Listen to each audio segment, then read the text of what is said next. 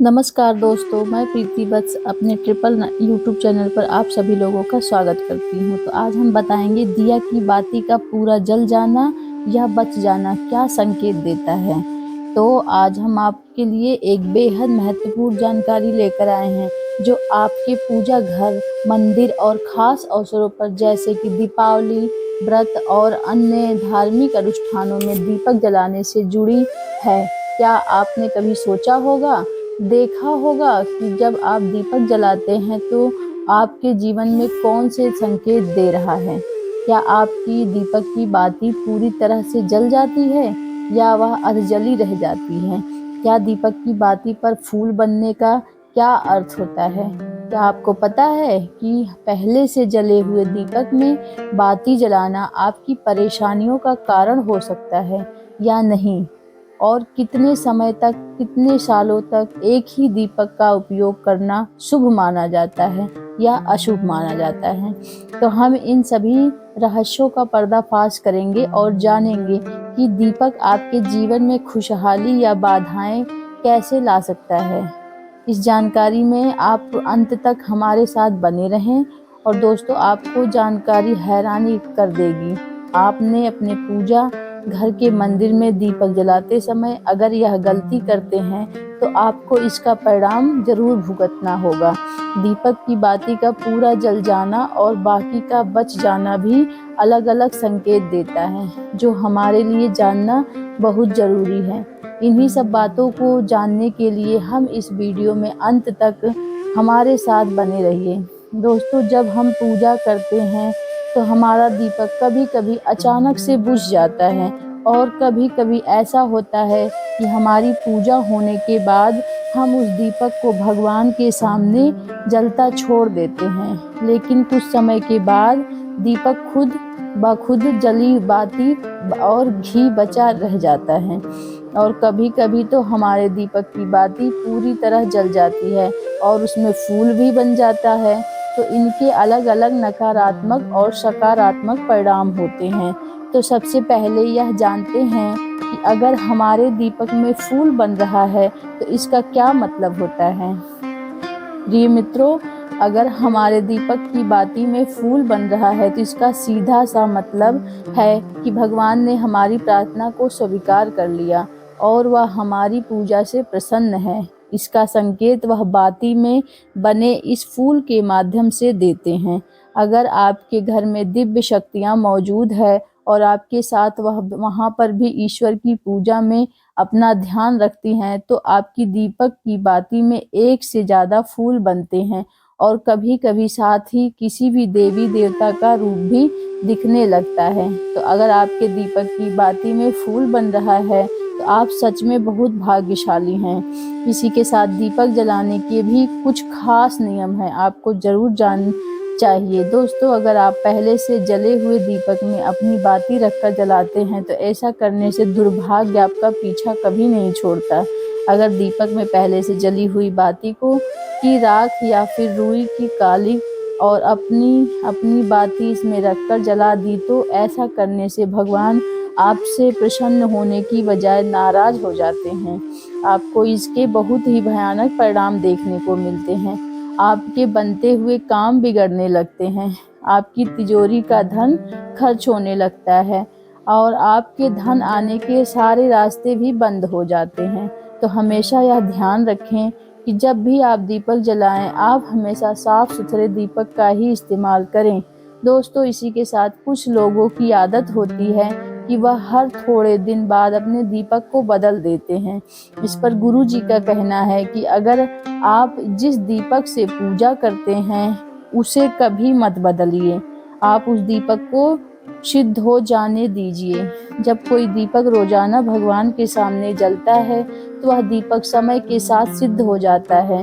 भगवान की सकारात्मक ऊर्जा उस दीपक में आ जाती है और जब भी आप वह दीपक जलाते हैं तो आपका तन और मन दोनों पवित्र हो जाता है। तो आप हर रोज उस दीपक को साफ कीजिए, फिर उसमें बाती रखकर जलाएं। आप जितनी बार भी दीपक जलाएं उतनी बार उस दीपक को साफ करके बार बार उसी दीपक में बाती जलाएं। लेकिन अगर आप गलती से भी उस दीपक को बदलते हैं तो आपकी तरक्की में रुकावट आ जाएगी। इसलिए आप अपने दीपक को कभी भी बदलना ना। 10 साल 20 साल तक आप उसी दीपक में लगातार बाती जलाएं। इससे आपका दीपक शुद्ध हो जाएगा और आप इसका चमत्कार अपने घर में भी देख सकते हैं।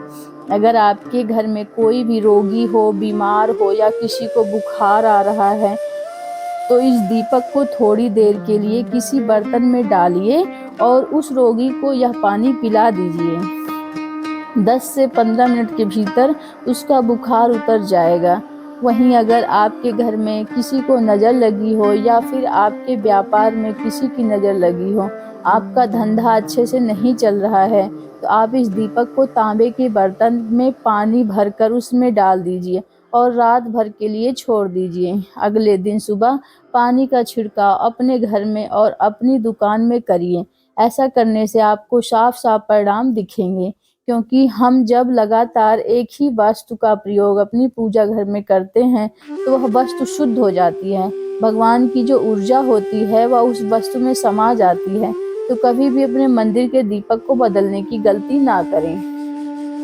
दोस्तों, अगर आपके मंदिर का दीपक टूट जाता है या फिर खराब हो जाता है या खंडित हो जाता है, तभी आप उस दीपक को बदलिए। लेकिन फिर भी आप उस दीपक को ना फेंकें, बल्कि इसे अपने घर में संभाल कर रखें। यह भगवान की सकारात्मक ऊर्जा का भंडार होता है। वहीं अगर आप यह भी बता देते हैं कि अगर आपके दीपक की बाती पूरी नहीं जलती है, आपके दीपक में घी बच जाता है, तो इसका क्या परिणाम होता है। सबसे पहले यह देखिए कि अगर आप किसी भी पेड़ पौधों की पूजा कर रहे हैं और पूजा में जलाया हुआ दीपक पूरा नहीं जलता या फिर उसमें घी बच जाती है, तो इससे आपके घर में बीमारियां घर बना लेती हैं और यह बीमारी कभी भी आपका पीछा नहीं छोड़ती।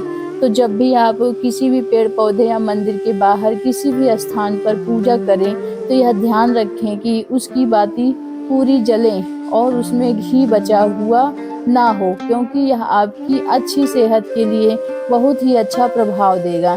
वहीं अगर आपके घर के मंदिर में दीपक की बाती पूरी जलती है और पूजा करते समय दीपक बराबर बुझ जाता है, तो जरूर आपके घर में नकारात्मक ऊर्जा का वास होगा। यह आपकी पूजा में विघ्न डालने का काम करती है।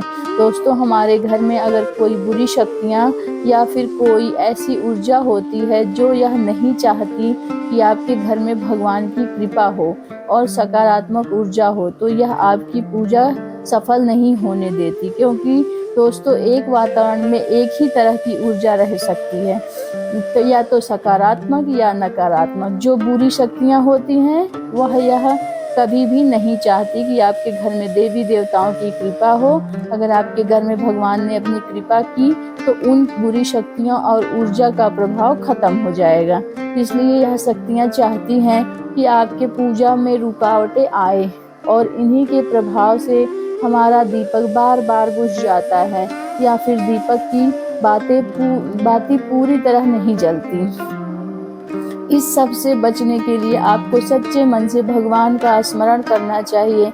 जब भी आप दीपक जलाएं, भगवान से प्रार्थना करें कि आपके आसपास जितनी भी नकारात्मक ऊर्जा हैं वह आपसे दूर रहें और भगवान की कृपा आप पर बनी रहे। ऐसी शक्तियों से बचने के लिए जब भी आप दीपक जलाएं, गंगा जल से एक गोल घेरा बना लें और उस घेरे में दीपक को रखें, क्योंकि दोस्तों, गंगा जल बहुत ही पवित्र माना जाता है, क्योंकि यह महादेव जी को बहुत ज़्यादा पसंद है।